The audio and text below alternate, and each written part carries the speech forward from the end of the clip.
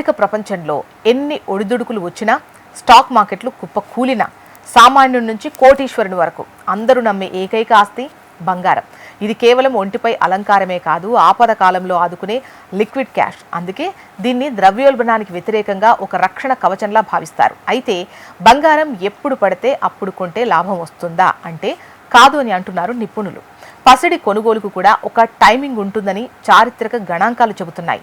చాలామంది పెళ్లిళ్ల సీజన్లో లేదా పండుగల టైంలో బంగారం కొంటుంటారు, కానీ అప్పుడే ధరలు ఆకాశంలో ఉంటాయి.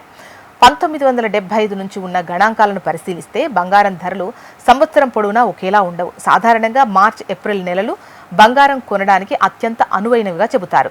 రెండో త్రైమాసికం అంటే జూన్, జూలై వరకు ధరలు కొంతమేర తగ్గుముఖం పట్టే అవకాశం ఉంటుంది. ధరలు పెరిగేది ఎప్పుడు అంటే ఆగస్టు చివరి నుంచి డిసెంబర్ వరకు మళ్లీ ధరలు పెరుగుతాయి. ముఖ్యంగా ప్రపంచవ్యాప్త పండుగలు, పెళ్లిళ్ల డిమాండ్ కారణంగా సెప్టెంబర్ నెలలో బంగారం తన గరిష్ట ధరకు చేరుకుంటుంది. అందుకే తెలివైన పెట్టుబడిదారులు ధరలు తగ్గే వేసవి కాలంలో బంగారాన్ని కొని దాచుకుంటారు. వెండి విషయంలో కూడా ఇవే నమూనాలు ఉన్నప్పటికీ పారిశ్రామిక డిమాండ్ వల్ల వెండి ధరల్లో అస్థిరత ఎక్కువ ఉంటుంది. ఇక ప్రస్తుతం బంగారం ధరలు చూసి కంగారు పడుతున్న వారికి అంతర్జాతీయ బ్యాంకులు ఇస్తున్నటువంటి అంచనాలు ఇంకా ఆశ్చర్యం కలిగిస్తున్నాయని చెప్పొచ్చు. 2026 నాటికి పసిడి ఒక బలమైన బుల్లిష్ అంటే ధరల పెరుగుదల దశలో ఉంటుందని నిపుణులు నమ్ముతున్నారు. బ్యాంక్ ఆఫ్ అమెరికా, HSBC వంటి సంస్థలు బంగారం ధర $5,000 మార్కును చేరుకోవచ్చు అని అంచనా వేస్తున్నాయి. ఇక మోర్గాన్ స్టాన్లీ వంటి సంస్థలు 4,000 నుంచి $4,200 ఉండొచ్చని విశ్లేషిస్తున్నాయి.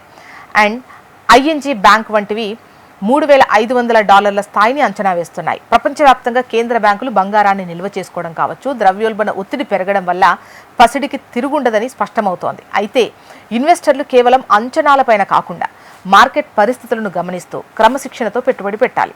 దీర్ఘకాలికంగా చూస్తే బంగారం ఇచ్చే భరోసా మరే ఆస్తి ఇవ్వలేదని రుజువు అవుతూనే ఉంది కదా.